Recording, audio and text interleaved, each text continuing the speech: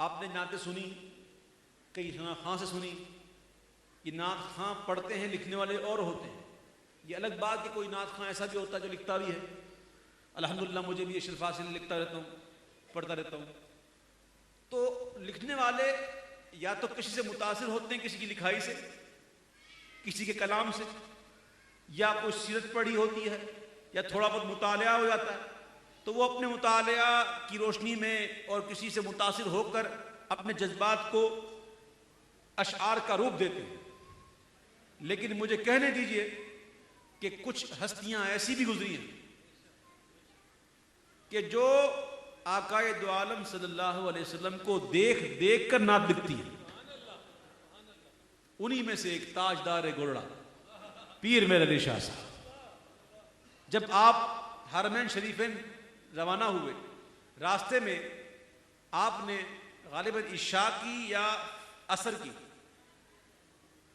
سنتیں غیر مؤکدہ چھوڑ دی. چلے اب یہ اس مسئلے کو سن لیجئے. یہ مسئلے کی ضرورت پڑتی رہتی ہے ہمیشہ. جو سفر کرتے ہیں تو سنتیں دو ہوتی ہیں، ایک ہوتی ہے مؤکدہ اور غیر مؤکدہ. سنت مؤکدہ اسے کہتے ہیں جو حضور پاک صلی اللہ علیہ وسلم نے پڑھی، ہمیشہ پڑھی. اور غیر مؤکدہ آقا نے کبھی پڑھی کبھی نہ پڑھی. جیسے عصر کی سنتیں، جیسے عشاء کی سنتیں، یہ غیر مؤکدہ ہے، کبھی پڑھی کبھی نہ پڑھی. تو ہمیں بھی کبھی پڑھنا چاہیے کبھی نہیں پڑھنا چاہیے. ہم تو چھوڑ ہی لیتے ہیں، پتہ نہیں کتنے عرصے تھے. آپ کبھی غور کیجئے گا، اپنے آپ کو پوچھئے گا کہ عصر کی نماز پڑھنے والوں، 5 وقتہ نماز پڑھنے والوں، عصر کی سنتیں کتنے عرصے میں نہیں پڑھی؟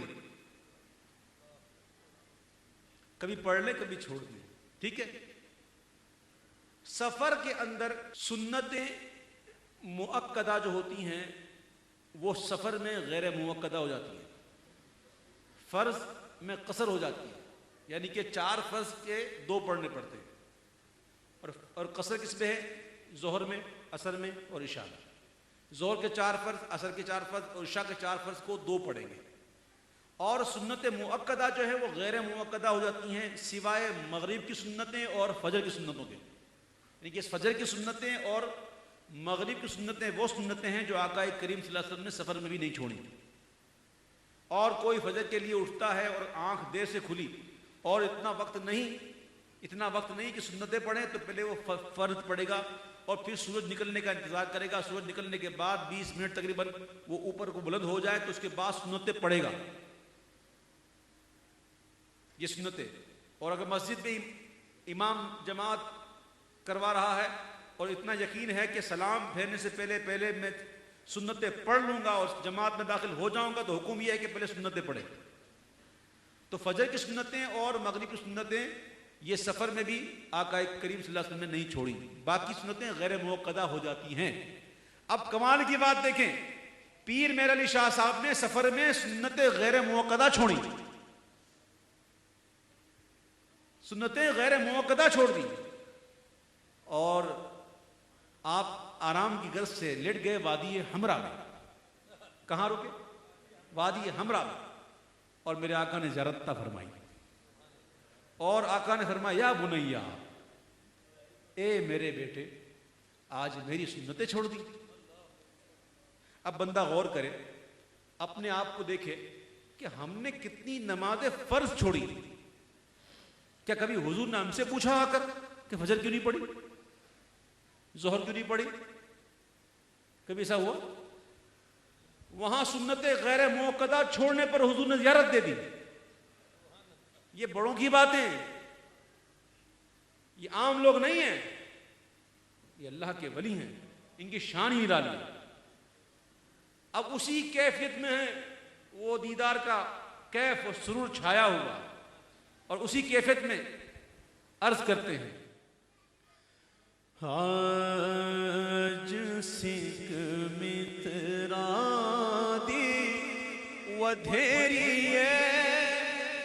کیوں دلڑی اداس گھنیری ہے. اور یہ بھی اللہ کے ولیوں کی شان ہے کہ اپنے لیے تصغیری الفاظ کا استعمال کرتے ہیں. دل کو دلڑی، اپنے دل کو دلڑی کہا، یہ اللہ کے ولیوں کی شان ہے، لیکن آج ہی ان کی ساری اپنے آپ کو کم کر کے پیش کر رہے ہیں۔ ہم تو پتہ نہیں کہاں کہاں گھومتے رہتے ہیں، کس جگہ چلے جاتے ہیں، تھوڑا کرتے ہیں، بولتے ہو فوٹو چھپواؤ، یہ چھپواؤ، وہ چھپواؤ، اخبار میں دو، بھائی صاحب نے مسجد بنوا دی، سیٹھ صاحب نے یہ کام کروا دیا، ٹھکا ٹک فوٹو۔ بزرگوں کی شان یہ نہیں ہوتی، وہ اپنے آپ کو ہمیشہ چھوٹا ہی پیش کرتے ہیں۔ کہتے ہیں کہ اج سکھ مترا دی ودھیری ہے، کیوں دلڑی اداس گھنیری ہے، لولو وچ شوق چنگیری ہے، اج نینا لایا کیوں جھڑیاں، سبحان اللہ سبحان اللہ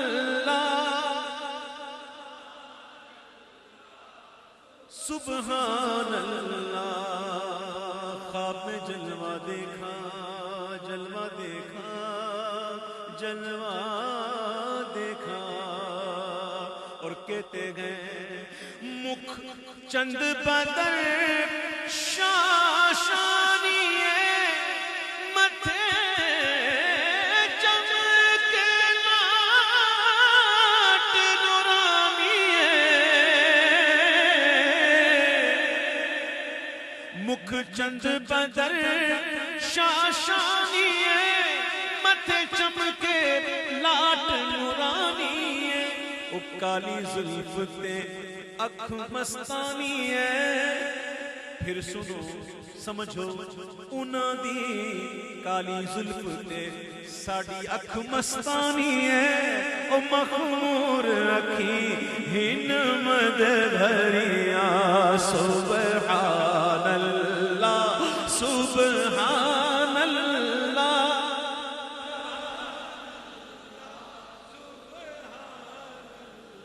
روایت میں آتا ہے کہ پیارے آقا علیہ السلام کی جو ابرو مبارک ہے، ابرو سے کہتے ہیں، اور یہ جو ہے نا اس کو کہتے ہیں مشگاں، اس کو کہتے ہیں مشگاں، پلکوں کو۔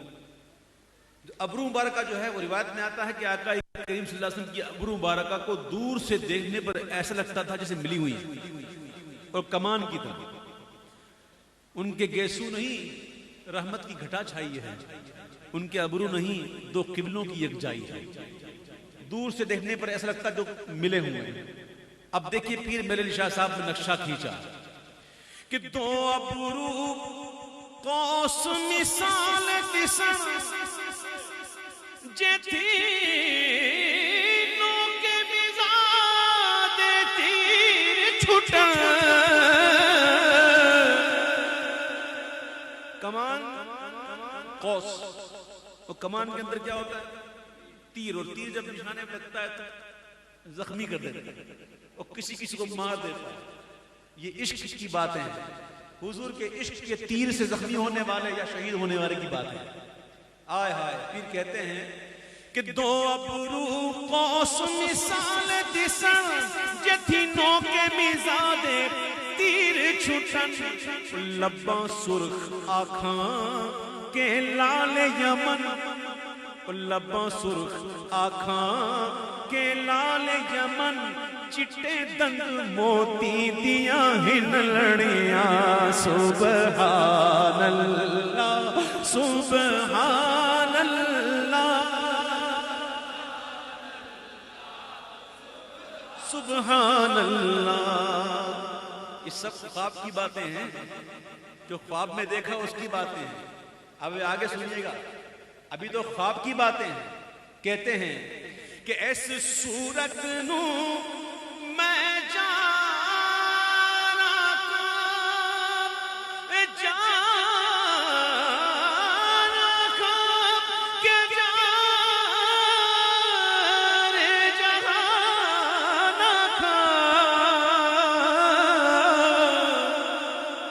ایسے صورت نو میں جانا کھا کے جانے جہانا کھا، او سچ آنکھاں تے رب دی میں شان کھا، جس شان تو شانہ سب بڑھیا، سبحان اللہ سبحان اللہ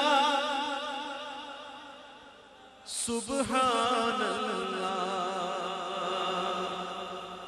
اب مدینہ منورہ پہنچے، اسی کیفیت میں ہیں، اسی سرور میں ہیں، وہی خمار ہے، وہی دیدار کی آس ہے. وادی ہمرا یاد آ گئی، حضور کی باتیں یاد آ گئی ہیں. کہتے ہیں کہ حجرے تھی مسجد ڈھولن، حجرے تھی مسجد ڈھولن، من بھاری جھلک دکھاؤ سجن. او مٹھیاں گالیاں لاؤ مٹھن، جو ہمرا وادی سن کریاں. سبحان اللہ سبحان اللہ سبحان اللہ سبحان اللہ. یہ جلوہ ایسا جلوہ ہے، آقا کا جلوہ ایسا جلوہ ہے کہ تشنگی بڑھتی چلی جاتی ہے، کم ہوتی نہیں.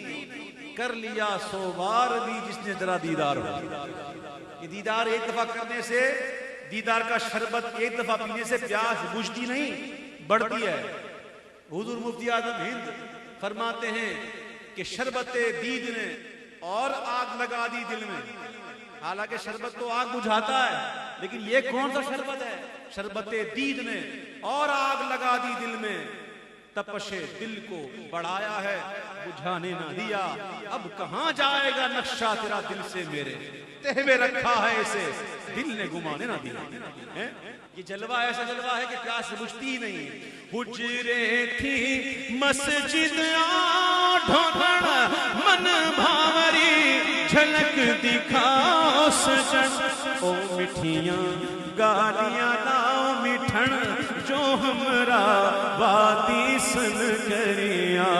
سبحان اللہ اللہ سبحان اللہ سبحان اللہ. پھر میں دوہرا دوں، ذرا پھر سوچ لیجئے، سن لیجئے. جب وادی ہمراہ میں حضور نے جلوہ دکھایا، جب وہ جلوہ دیکھا تو کہتے ہیں کہ مکچند بدر شاشانی، اے مدھچم کے لاٹ نورانی، اے کالی زلف اکھ مستانی، اے مخمور اخیہن مد بھریاں تو ابرو کوس مثال دسن جدینوں کے مزاتے تیر چٹن لب سرخ آنکھاں کے لالے من چٹے دن موتی دیاں ہند لڑیاں. اے صورت نو میں جانا کھاں، جانا کھاں کے جانے جہانا کھاں، سکھا کھاں رب میں شانا کھاں، اور جس شان کو شانا سب بنیا. اور جب حضور کی بارگاہ میں آ کر ایک عاشق صادق عرض کرتے ہیں کہ حجرے تھی مسجد آؤ ڈھولن، من بھاوری جھلک دکھاؤ مٹھن. او مٹھیاں گالیاں آؤ مٹھن، جو ہمرا وادی سن کریاں. اب جب پردے اٹھے، اب خواب نہیں، اب جب پردے اٹھے اور جو حضور نے جھلک دکھائی اور آقا نے جو جلوہ دکھایا، اب وہ جلوہ کون سا جلوہ تھا؟ وہ جلوہ کیسا جلوہ تھا؟ آپ شاید عربی نہیں جانتے، آپ کو نہیں پتا فعل تعجب کسے کہتے ہیں. میم الف ما جو ہے یہ فعل تعجب کے لیے آتا ہے، اور ایک ہوتا ہے اس میں تفضیل، یعنی کہ ایک ہوتا ہے حسن، ایک ہوتا ہے احسن، ایک ہوتا ہے عالم، ایک ہوتا ہے عالم. عالم جاننے والا، عالم بہت جاننے والا، سمجھ رہے ہیں آپ؟ کامل، اکمل، اس میں تفضیل، اور وہ بھی فعل تعجب کے ساتھ. جب آقا کریم نے ہمارے پیر میر علی شاہ صاحب کو جلوہ دکھایا تو وہ جلوہ کون سا جلوہ تھا؟ ذرا غور کرنا کہ پیر میر علی شاہ صاحب جیسے عظیم المرتبت انسان کہہ اٹھتے ہیں سبحان اللہ ما اجمل کا ما احسن کا ما اکمل کا. سبحان اللہ ما اجمل کا ما احسن کا ما اکمل کا. او کتھے مہر علی کتھے تیری ثنا، او گستاخ اکھی کتھے جانیاں. کتھے تھے